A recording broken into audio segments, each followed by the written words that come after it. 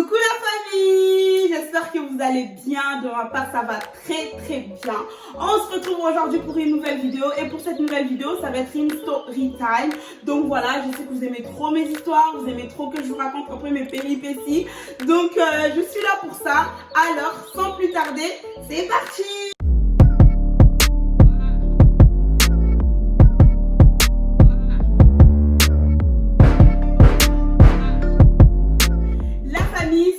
Time, elle va parler de moi.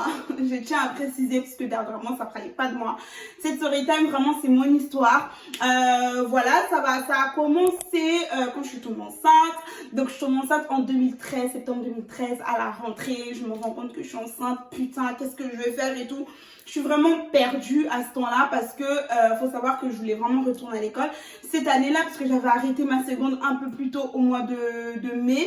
Donc j'ai pas fait ma fin de seconde et là je voulais vraiment reprendre l'école parce que il y avait une coupure, j'étais partie de chez ma famille, je me suis installée avec mon copain, enfin bref, il y avait vraiment plein d'histoires autour de ça et en septembre je me rends compte que je suis enceinte, donc c'était vraiment catastrophique, mais vraiment voilà. Après je me suis dit bah je vais pas retourner à l'école comme ça, j'ai un gros ventre, voilà, enfin ça va grossir mon ventre, je peux pas retourner à l'école comme ça, tu vois.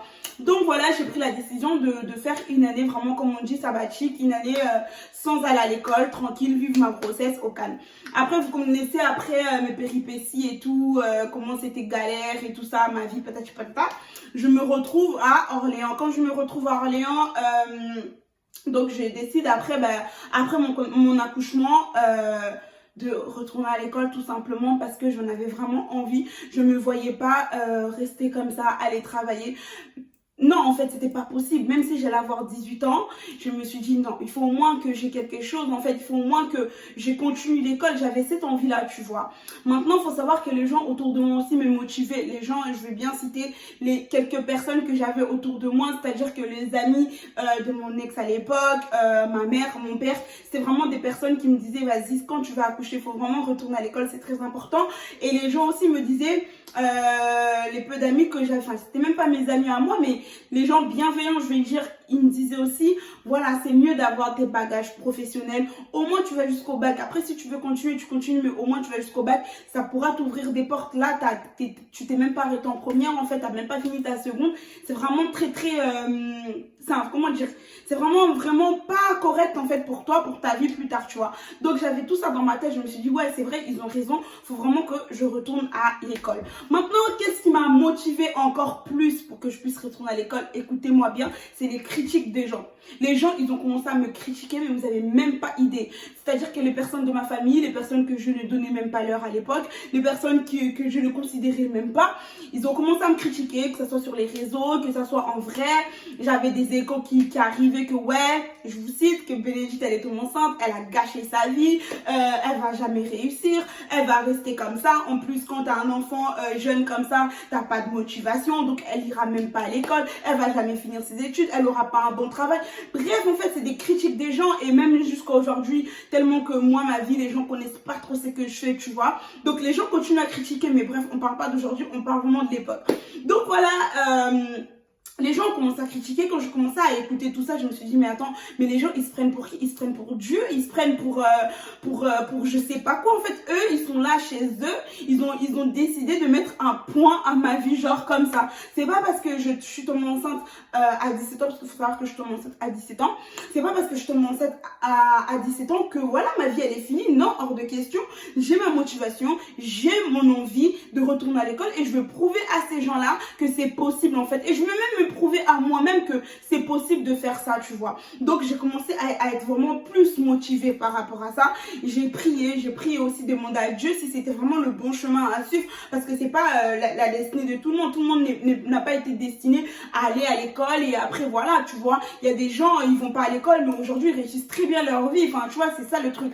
Donc moi, j'ai vraiment prié pour savoir si c'était vraiment ma destinée. Maintenant, Dieu a commencé à opérer. J'accouche au mois d'avril. Quand j'accouche au mois d'avril, j'ai fait les démarches et tout avec mon éducateur parce qu'il faut savoir que j'étais au centre maternel. C'est un centre où ils accueillent les mères et les enfants. Donc les pères, ils n'ont pas le droit d'y habiter, mais ils viennent quand même voir leur bébé, leur femme et tout, leur femme enceinte. Mais vraiment, ils n'ont pas le droit d'habiter, tu vois. Du coup, qu'est-ce que j'ai fait, moi? En avril, j'ai accouché. Avec mon éducateur, j'ai dit, bon, vas-y, on va s'inscrire. Maintenant, pour aller m'inscrire, j'avais besoin, je vous dis, la famille, de mes documents scolaires. Comment je vais faire pour aller récupérer mes documents scolaires? J'avais pas de voiture, j'avais rien, tu vois. Et à l'époque, mon ex et moi, bah, c'était déjà compliqué et tout, mais bon, bref. Et donc, je lui demande quand même, je lui dis, est-ce que ça te dirait d'aller récupérer mes documents où j'habitais avant, enfin, dans mon lycée, mon ancien lycée et tout? Ça te dit ou pas et tout. Franchement, je vous dis, quand Dieu décide de commencer à opérer quelque chose dans ta vie, quand Dieu décide vraiment que c'est ça que tu dois faire, le chemin est ouvert, tu vois. Le chemin est ouvert. Il n'y a pas quelqu'un qui va venir barrer ce chemin-là. Tu vois ce que je veux dire? Bref, donc du coup, il m'a dit oui, ok, il n'y a pas de problème. Il n'a même pas discuté, rien du tout. Il n'a même pas fait un problème. Il est parti, il a récupéré les documents. Franchement, il a tout récupéré. Faut savoir que moi, comme je vous ai dit, j'avais pas fini ma seconde. Donc, je pensais que j'allais reprendre en seconde. Vu que j'avais pas fait tous mes stages. J'avais vraiment coupé ça au milieu, tu vois. Donc, je me suis dit, vas-y, je reprends en seconde. Mais c'est pas grave. J'avais déjà un an de retard. Mais je me suis dit, c'est pas grave. Maintenant, voilà, il me ramène les documents et tout. Avec mon éduc, on part dans, je sais plus comment on appelle ça, un conseiller d'orientation. Je crois que c'est ça. Je suis un conseiller d'orientation, un truc comme ça. Et on part là-bas et tout pour faire mon inscription. Parce que je ne pouvais pas directement aller faire l'inscription au lycée. Enfin, c'est pas comme ça que ça se fait. Je devais passer par là pour faire mes vœux et tout ça, tu vois. Donc, je suis partie là-bas. Et le monsieur, il regarde mon document. Il me dit, bah, pourquoi vous voulez vous inscrire en seconde? Bah, je lui explique, tu vois, que j'avais pas fini ma seconde, patati patata. Il me dit, bah, non, parce que là, en fait, votre ancien lycée vous fait passer en première. Je suis, quoi? Comment ça, il me fait passer en première? Il me fait, ouais, c'est vrai, ils vous font passer en première et tout. Bon, il stipule bien qu'il vous manque quand même de semaines de stage et tout ça. Mais en tout cas, vous êtes capable de reprendre en première. J'étais là, mais non, mais c'est pas vrai.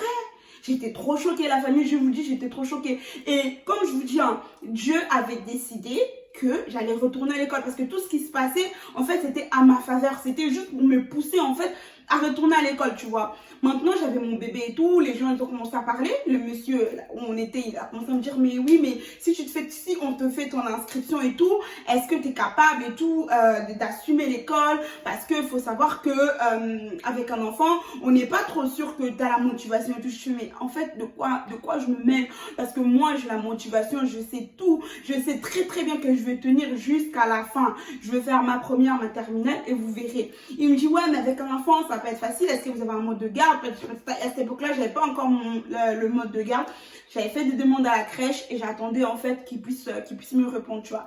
J'ai dit, bah écoutez, non et tout, j'ai pas et tout, parce qu'il faut savoir que le centre maternel avait une crèche, mais pour quand même avoir une place là-bas, il faut faire quand même la demande, il faut voilà avoir une vraie comment dire, un vrai projet professionnel, même si moi c'était vraiment un vrai projet professionnel parce que je voulais vraiment retourner à l'école, mais il fallait que j'ai au moins une bonne réponse positive d'un lycée pour que je puisse y aller, tu vois. Comme ça ils allaient libérer une place pour ma fille. Donc à cette époque là, en avril, là quand je suis en train de faire mon inscription, avril-mai, bah, je vous dis, j'ai même pas de mode de garde en fait pour ma fille, tu vois. Bref, et donc du coup, je lui ai dit non, mais vous inquiétez pas, si j'ai une bonne réponse, ils vont me libérer une place à la crèche, il n'y a pas de problème. Le monsieur me dit, bon, moi en tout cas, j'ai pas le droit de te freiner, de te dire que ne t'inscris pas, inscris-toi et tout. J'ai pas le droit, moi je t'inscris, mais voilà, tu veux faire quoi? Du coup, bah, je reprends quand même les études que j'ai commencées au lycée pro. Donc, je faisais un bac professionnel. Donc, j'ai dit l'intitulé de mon bac et tout ça, et après, ben, je demande quand même 3 vœux dans 3 lycées. Parce que, bon, Orléans, c'est grand, il y a beaucoup de lycées. Donc, je demande quand même 3 lycées au cas où s'il y a une réponse positive. Mais bien sûr, faut savoir que j'ai demandé le premier lycée, c'était à côté du centre. Le deuxième, c'était aussi à côté. Mais le troisième, c'était assez loin. C'était à 1h15, un truc comme ça. Donc, bref, j'ai fait quand même cette demande-là, j'ai dit on ne sait jamais. Donc du coup, je rentre et tout, j'entends toujours les gens qui continuent à me critiquer de temps en temps et tout, bref, mais je fais pas attention. Franchement, je vous dis, je faisais pas attention. Certes, ça m'arrivait de répondre parce que à un moment donné, j'en avais marre parce que je me disais disais, mais ces gens-là, pour qui ils se prennent, tu vois. Mais à un moment donné, je répondais pas. Et je voulais même pas répondre à ces gens-là parce que ces gens-là ne connaissaient pas ma vie, tu vois. Ils connaissaient pas les galères toutes les galères qui m'est arrivées, tu vois. Ils connaissaient pas le fin fond de l'histoire, toutes les choses qu'ils ont pu dire concernant ça.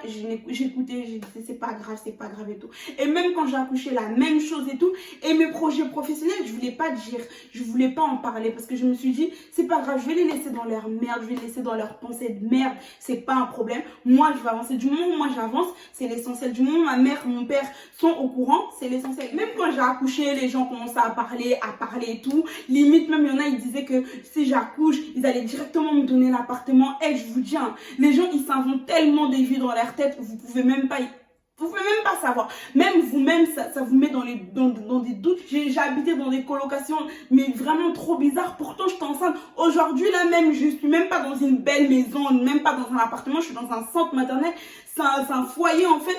Je comprends pas pourquoi les gens s'inventent autant de vies. Et moi, franchement, je me disais, mais pourquoi déjà les gens ne prenaient pas de mes nouvelles, vous ne prenez pas de mes nouvelles, mais vous continuez à parler pour rien. Bref, comme Dieu ne dort pas et que Dieu était de mon côté, j'ai reçu des nouvelles du coup du lycée. On me répond négatif, 2 fois négatif, et la 3e fois c'était positif. Franchement là, j'ai loué Dieu de toutes mes forces. J'ai dit mon Dieu, merci.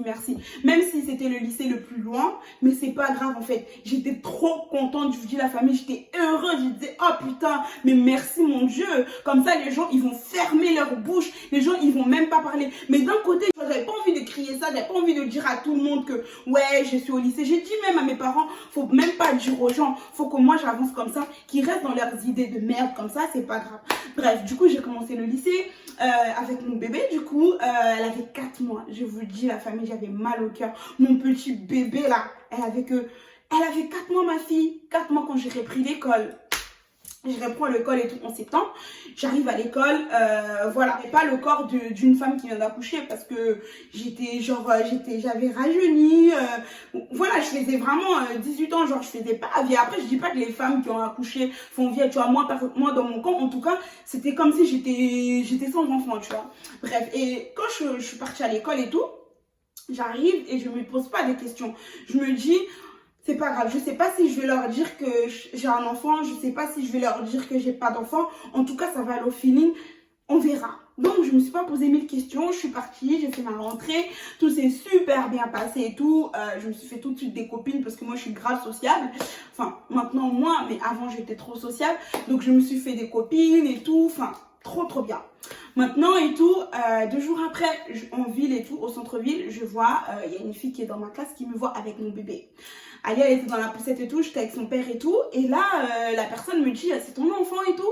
Je lui dis non. Je sais pas pourquoi j'ai menti, je lui ai dit non. Maintenant, elle me dit, c'est l'enfant de qui et tout, elle te ressemble et tout ça. Je lui dis non, c'est l'enfant de ma tante et tout. Bref, j'ai baratiné. Elle m'a dit, ah, d'accord. Et puis, quand je suis rentrée chez moi, j'avais une boule au ventre. Je me disais, pourquoi j'ai menti?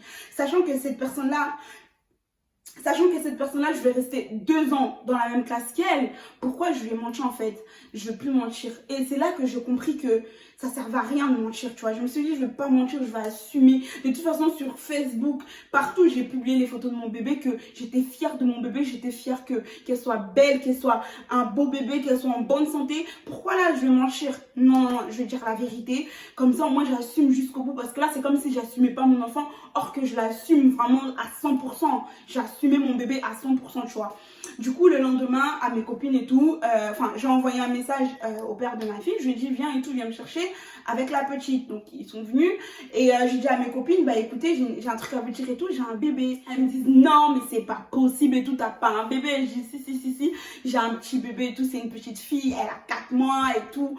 Elles étaient vraiment contentes pour moi et j'étais choquée en fait. J'étais choquée parce que je m'attendais pas à ça. Je m'attendais à être jugée, je m'attendais à un comportement bizarre, à des avis bizarres, tu vois. Mais là, elles étaient vraiment contentes pour moi. Elles étaient là pour moi. Elles ont dit, oh, c'est trop bien, on veut la voir, tu vois. Donc, et tout, elles ont fait connaissance du coup de mon bébé. Et ça s'est répandu dans tout le lycée, dans ma classe, que j'avais un enfant. Et franchement, je vous dis, hein, sans vous mentir, je pensais que les gens allaient me juger, que les gens allaient me critiquer et tout. Certes, les gens sont venus me poser la question, c'est vrai que t'as un enfant, c'est vrai que t'as un enfant et tout. Et j'ai assumé tout de suite. J'ai dit, oui, oui, j'ai un bébé, oui, j'ai un bébé. Et j'ai dit à la personne que voilà, je savais pas trop si je pouvais te dire ou pas. Mais c'était vraiment bien mon bébé. Elle a dit, ah, mais ton bébé est trop beau et tout. Elle est trop mignonne, ta fille et tout, nan, tu vois. Donc, franchement, je me suis dit, mais Dieu est bon. Parce que je sais que ça arrive à beaucoup de filles, tu vois. Que voilà, que t'as 17 ans, t'as 18 ans, t'arrives et tout. T'as fait un enfant jeune, les gens te jugent, les gens te critiquent, tu vois. Parce que même moi, j'ai subi des critiques, même pendant ma grossesse, des gens que je connaissais même pas dans le bus, sur le chemin. Enfin, les gens me critiquaient sans même me connaître, sans même connaître ma vie. Donc déjà, je subissais des critiques des personnes qui faisaient partie de ma famille et tout. Maintenant, hors ma famille, il y avait aussi des personnes, genre sur la route et tout ça. Enfin, bref, j'ai calculé, surtout les gens sur la route, même, je donnais même pas l'heure, quoi, tu vois, je calculais pas. Donc, j'avais peur aussi que ce soit à l'école et tout. Mais tu vois, il y a beaucoup de filles qui subissent ça, il y a beaucoup de filles qui subissent des moqueries, qui subissent vraiment beaucoup de critiques, surtout à l'école, surtout au lycée, tu vois. Et moi, franchement, Dieu merci, j'ai pas subi ça. Et je serai jamais assez Dieu pour ça en fait, parce que c'est vraiment quelque chose que j'ai appréhendé. Je me disais ils sont jeunes, ils vont pas comprendre, ils vont me juger en fait, mais or que pas du tout et tout, tu vois.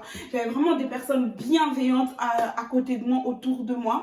Donc elles ont compris, j'ai continué mon année comme ça. Donc franchement, ma première c'était pas facile. J'avais une vie de maman, j'avais une vie d'élève, j'avais une vie de copine, j'avais une vie aussi de femme, tu vois. Donc c'était pas facile. Et mes devoirs, je vous le jure, des fois je faisais mes devoirs à 2 h du matin parce que Alia, elle arrivait pas à dormir et tout, elle était malade, il y avait plein de problèmes des fois et tout. Et il faut savoir que mon couple, c'était pas un couple stable, donc il y avait plein de problèmes, mais j'ai persévéré, je me disais tout le temps que meuf, t'inquiète, tu vas arriver.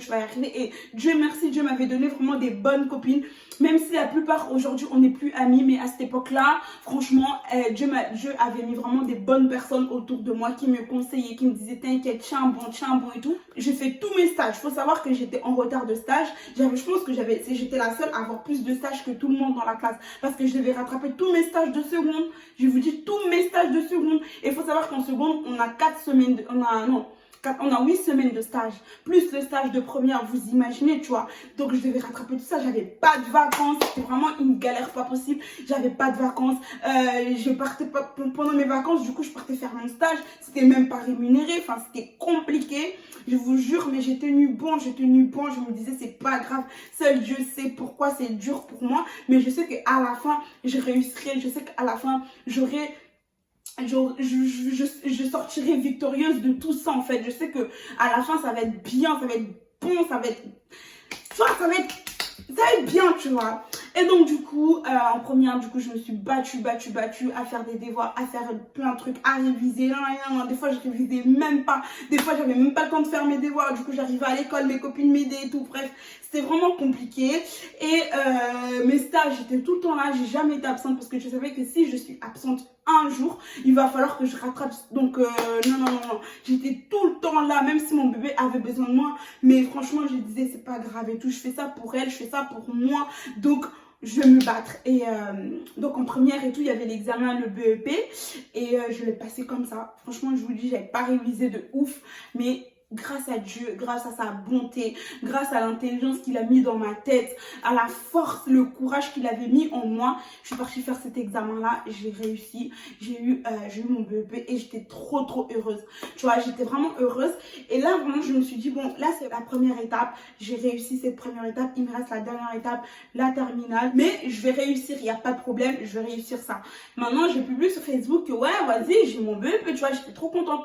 Il y a eu des critiques, il y a eu de félicitations, il y a des gens, ils n'ont pas compris. Mais moi, j'avais mis ça juste pour piquer les gens qui étaient en train de me critiquer. Mais j'ai dit ça, c'est rien. Parce que les gens, ils comprennent pas BEP, c'est quoi, tu vois. C'est rien. On va continuer. J'ai continué, je suis passée en terminale. Et en terminale aussi, j'avais quand même des stages à rattraper. Parce que vous vous en doutez que 8 semaines dans l'année, je ne pouvais pas tout rattraper. Tu vois, mon année de première, je ne pouvais pas tout rattraper. Donc, en terminale, j'ai rattrapé aussi mes stages. Donc, j'avais toujours pas de vacances. C'était assez compliqué. Donc, voilà, j'étais quand même bien entourée encore, même s'il y avait des histoires. Vous savez, l'année en seconde, j'étais vraiment tête en l'air, je vous dis la vérité. J'étais tête en l'air, je faisais n'importe quoi. Enfin, pas trop n'importe quoi en cours, tu vois. Mais quand même, j'étais dans le mood avec mes copines et tout. Mais il faut savoir qu'en première et en terminale, j'avais un objectif. Donc, j'étais vraiment très tranquille. Après, je répondais quand même aux profs parce que si tu me saoules, je répondais. Il y avait des meufs et tout, ça passait pas. Donc, on s'est pris la tête et tout. Je vais pas dire que j'étais une sainte nuit touche, tu vois. Mais il faut savoir que j'avais quand même mon objectif et que je voulais pas non plus m'embrouiller et tout, être dans des délires chelous, tu vois. J'avais vraiment la tête dans mes études, même si à un moment donné, j'ai pété aussi les plombs, tu vois. Bref, donc du coup, j'ai continué et tout. En terminale, franchement, ça s'est super bien passé. Et arrivent les examens et tout. Et là, je me suis dit, putain, comment je vais faire?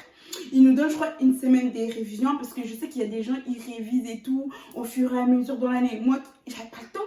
J'avais pas le temps de réviser. Je faisais que mes devoirs. Après, basta, tu vois, basta, je faisais pas de révision et tout. Et donc là, à la fin de l'année, il fallait que je révise. Je me dis, mais non, attends, je vais pas réviser toute l'année, flemme, tu vois. On a fait une journée de révision avec ma meilleure amie. Je me suis dit, bref, non, laisse tomber, je peux pas, on a parlé. Il y avait ma fille qui était là et tout. Enfin, bref, quoi, il fallait que je m'en occupe et tout. J'ai dit, laisse tomber.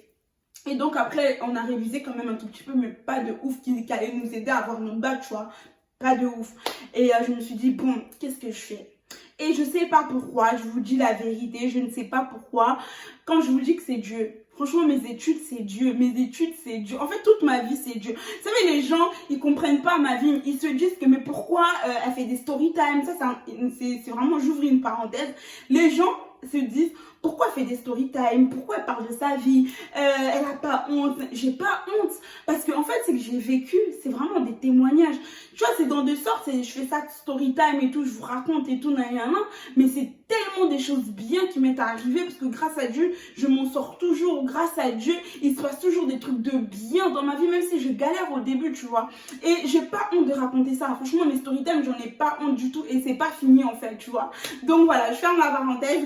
Et donc, je sais pas pourquoi, je sais pas, Dieu, qu'est-ce qui s'est passé dans ma tête. Je me suis dit, je vais réviser les États-Unis. En histoire, je vais réviser les États-Unis. Je crois qu'en géo aussi, c'était ça. Je sais plus en géo qu'est-ce que j'ai révisé, mais en tout cas, en histoire, je pense que c'est ça, à cause de ça que j'ai eu mon bac. Je le dis tout le temps parce que je pense que j'ai fait un sans faute sur ça, tu vois. J'ai dit, je vais réviser les États-Unis. Donc, je révise les États-Unis à fond, à fond, à fond. J'apprends les dates, j'apprends les définitions, j'apprends ci, j'apprends ça. Franchement, j'ai révisé les États-Unis à fond. Maintenant, et à chaque fois, je partais faire mes épreuves et tout. Franchement, je vous dis, j'avais que mes écouteurs, j'écoutais que des louanges. J'ai prié, j'ai prié, j'ai prié. Franchement, j'ai passé mes euros et tout. Pendant mes euros, j'ai eu un gros problème de santé. J'étais hospitalisée et tout. Là, c'était même avant l'histoire et tout ça. Maintenant, c'était pendant les euros. Je crois que c'était espagnol et anglais. C'était assez compliqué parce que j'ai eu un gros problème de santé. J'étais hospitalisée. Donc, du coup, c'était problématique. Mais avec ma douleur, tout ça, je suis quand même partie à l'école faire mes épreuves parce que j'avais un objectif. Tu vois, j'avais mon objectif qui me disait, tu me laisses là. Et je disais, non, malgré les souffrances, malgré tout ce que le diable il est en train de me piquer et tout, c'est pas grave, j'avance, tu vois. Et donc, du coup, je suis partie faire mes oraux. Ça, c'est super bien passé. L'anglais, je suis vraiment tombée sur le sujet que je voulais parce qu'on avait le droit de travailler sur 3 sujets. J'ai travaillé sur le 3 sujets, mais le sujet que j'avais vraiment appris par cœur, que je voulais que ça tombe, c'est les sujets qui tombaient. Je suis pas en train de vous mentir, c'est la vérité. En espagnol, la même chose. Et je comprenais pas, je disais, mais c'est ma fête ou quoi, tu vois. Je comprenais pas, c'était vraiment des sujets que je voulais, tu vois. En histoire, pareil, je tourne mon copie comme ça, je vois quoi, États-Unis, les États-Unis, je fais non. Le seul sujet que j'ai révisé à fond, c'est tombé sur ça. Là, je commence à me dire qu'il se passe quelque chose, là, c'est pas possible, tu vois. Il se passe vraiment quelque chose, c'est pas possible. Franchement, même mes oraux en professionnel, ça s'était super bien passé. Franchement, j'ai tout bien fait. Je sais qu'après, il y a eu des fautes par-ci, fautes par-là, parce que j'ai pas eu c'était pas à 100% bien. Mais pour moi, à mon niveau, à mon échelle, je savais que j'avais bien taffé et que c'était des sujets que j'avais vraiment privilégiés à réviser et que c'était tombé sur ça, tu vois. J'étais trop contente. Bref, et du coup, on passe l'épreuve et tout. Voilà, on passe en juin et tout. On s'est dit au revoir avec les copines. je rentre à la maison et au mois de juillet, on savait que les résultats allaient sortir au mois de juillet et tout. Et là, on attend, on voit, le jour J, je tape et tout, mon école et tout, et je vois que pour nous, c'était à 10h. Pour la filière que je faisais, c'était à 10h. J'appelle mes copines, c'est à 10h, Et arrive à 10h et j'appelle même mon père. Et mon père, il m'a dit, moi, je peux le regarder depuis le bled. Donc 10h arrive, je regarde la famille. Je regarde et là, je vois mon téléphone sonner. Je vois mon téléphone sonner, c'était mon papa qui était en train de m'appeler. Et moi, je suis en train de regarder.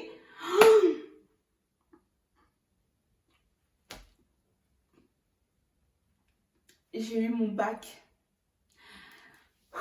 J'ai eu mon bac. Je l'ai eu. Je l'ai eu mon bac. Ah là là. Je sais pas, en fait, à ce moment-là, je sais pas ce que je ressentais. J'étais heureuse, j'étais contente. Mais tu sais, quand tu t'es battue, tu as fait une course ou quand tu te donnes à 100% dans quelque chose et tu arrives à avoir cette chose-là. Je sais pas, ce sentiment-là, comment on appelle ça. C'est une satisfaction, je sais pas en fait. J'étais trop contente. Là, j'ai mis mes genoux à terre. J'ai même pas répondu à ma mère ni mon père. J'ai mis mes genoux à terre. J'ai commencé à louer mon Dieu. J'ai dit, c'est toi le maître du temps et de circonstances. C'est toi qui contrôles les événements, malgré que les gens en parlaient, malgré que les gens ont critiqué, malgré que les gens ont mis des points à ma vie. Mais toi, tu n'avais pas dit ton dernier mot, mon Dieu. Ah non, mais j'ai loué mon Dieu, j'ai prié, je vous dis, hein, c'était un truc de ouf. Et là, je réponds à mes parents, ils étaient trop contents, ils ont mis la poudre sur leur tête parce que chez nous, au Congo, quand quelqu'un a son diplôme et tout, on met la poudre sur la tête, la farine et tout. Franchement, c'est... mes parents étaient fiers, étaient trop fiers de moi. En fait, je voyais la fierté dans leurs yeux. Parce que même eux, en fait, les gens, ils ont tellement parlé dans leur tête que votre fille ne va pas réussir maintenant. Et mes parents m'ont fait toujours confiance. Parce que je leur disais, faites-moi confiance. Et ils m'ont toujours fait confiance. Franchement, la famille, j'ai eu mon bac. J'étais trop heureuse, mais hyper heureuse. Et je me suis dit, je n'ai pas laissé, je n'ai pas lâché. Tu vois, je fais cette story time pour toi qui est en train de me regarder. Peut-être t'es perdu. T'arrives au mois de septembre. Là, on est au mois de septembre, c'est la rentrée. Tu sais pas quoi faire. T'es enceinte ou t'es perdu dans ta vie. Tu sais pas, les gens te critiquent pour X raisons. Dis-toi qu'il y a un Dieu, tu vois. Il y a un Dieu quelque part. Les gens peuvent parler, les gens peuvent mettre un point à ta vie, les gens peuvent te critiquer. C'est pas grave, c'est leur avis. Mais toi, tu sais qui tu es. Tu connais tes objectifs. Fixe-toi un objectif et bats-toi pour atteindre tes objectifs. Bats-toi pour atteindre cet objectif-là, tu vois. Parce qu'aujourd'hui, la vie, ta vie, c'est ta vie. C'est pas la vie de ta mère, c'est pas la vie de ton père, de ton cousin, de ta cousine, de ta tante. Non, c'est ta vie. Et c'est toi qui sais qu'est-ce qui se passe dans ta vie. C'est toi qui connais tes galères. Tu vois ce que je veux dire? Donc, bats-toi pour ça. Et les filles qui sont enceintes, jeunes et tout, ça, j'encourage pas, tu vois. C'est pas parce que je suis pas là pour faire propagande de ouais, il faut tomber enceinte jeune. Non, non, non, pas du tout. Mais si malheureusement, tu es dans ce cas-là, ne baisse pas les bras. C'est pas parce que tu auras un enfant à 16 ans, à 17 ans, à 18 ans, voire même 15 ans, que ta vie, c'est fini, que tu peux pas continuer les études. Dis-toi que tu peux continuer tes études si tu te fixes des objectifs. Peut-être tu n'as pas envie de retourner au lycée parce que pour toi, tu n'arriveras pas à assumer ton bébé. Il y a des formations, il y a la mission locale, il y a plein de choses que tu peux faire qui peut aujourd'hui te sortir de la galère et qui peut aujourd'hui montrer aux gens que oui, j'ai eu mon enfant étant jeune, mais aujourd'hui, je vis. Aujourd'hui, j'ai ma vie. Aujourd'hui, professionnellement, j'ai vaincu. Tu vois, franchement la famille, je suis heureuse de partager cette story time avec vous parce que je sais que les gens critiquent beaucoup, même moi jusqu'à aujourd'hui, les gens continuent à me critiquer, mais je m'en fous. Aujourd'hui, j'en ai rien à foutre. Je sais ce que je veux, je sais ce que Dieu veut de moi et moi j'ai confiance en mon Dieu à 100%. Ne laissez pas Dieu en dehors de votre vie. Ayez Dieu dans vos vies. Franchement, ayez Dieu dans vos vies, c'est le plus important. Toi qui es en train de me regarder, tu sais pas à qui te confier, tu sais pas à qui parler. Parle à Dieu, je ne cesserai jamais de le dire. Parle à Dieu, confie-lui tes problèmes et tu verras qu'il va exaucer tes prières et il va te répondre parce que c'est un Dieu qui a toujours des solutions. Il ramène toujours des solutions à des problèmes, franchement. Et s'il trace un chemin pour toi, c'est ton chemin. Malgré qu'il y a des difficultés, malgré qu'il y a des gens qui viendront toujours t'affaiblir, les gens qui viendront toujours te mettre plein de doutes dans ta tête, c'est pas grave. Fixe ton objectif, aie confiance en Dieu et tu réussiras. Bref, voilà le mot de la fin. J'espère que cette story time vous a plu.